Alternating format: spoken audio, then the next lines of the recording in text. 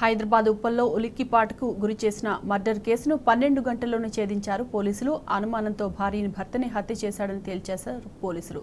Uppal police station పరిధిలోని new Bharat నగర్లో మధుస్మిత, ప్రదీప్ బోలా దంపతులు ఓ హోటల్లో పనిచేస్తూ అద్దె ఇంట్లో ఉంటున్నారు. రీల్స్ చూడడం, ఫోన్లో గంటల తరబడి ఉండడంతో భార్యపై అనుమానం పెంచుకున్న ప్రదీప్ బోలా అర్ధరాత్రి చపాతీ పీటతో తలపై కొట్టడంతో స్పృహ కోల్పోయింది. తర్వాత చున్నీతో ఆమె మెడకు బిగించి హత్య చేసి డెడ్ బాడీని బాత్రూంలో బస్తా సంచిలో పడేసి పరారయ్యాడు. బేగంపేట ఏరియాలో ప్రదీప్ను అదుపులోకి తీసుకున్న పోలీసులు కేసు నమోదు చేసి రిమాండ్కు తరలించారు. ఇక్కడ వచ్చేసేసి బ్రత్ నిమిత్తమని ఇక్కడ వచ్చేసేసి ఇక్కడ పనిచేస్తూ ఉన్నారు. హస్బెండ్ పేరు ఏంటంటే ప్రదీప్ బోలా, 42 ఇయర్స్ ఉంటాడు. ఇతని వైఫ్ పేరు మధుస్మిత, 32 ఇయర్స్. వీళ్ళకి ఒక 10 months పాప ఉన్నది. అదే వీళ్ళు ఇక్కడ న్యూ భరత్ నగర్లో ఒక ఫ్లోర్ ఉంది మనకు, 3 story బిల్డింగ్. అందులో టాప్ ఫ్లోర్లో వీళ్ళు సింగిల్ బెడ్రూమ్ రెంట్ తీసుకొని ఉంటున్నారు.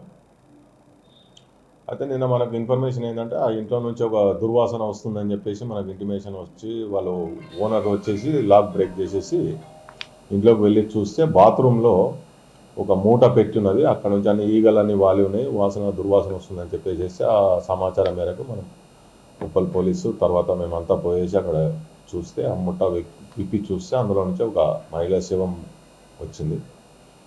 అది వెరిఫై చేస్తే వాళ్ళు అక్కడ ఒక 6 months నుంచి ఆ ఇంట్లో రెంట్కుంటున్నారు.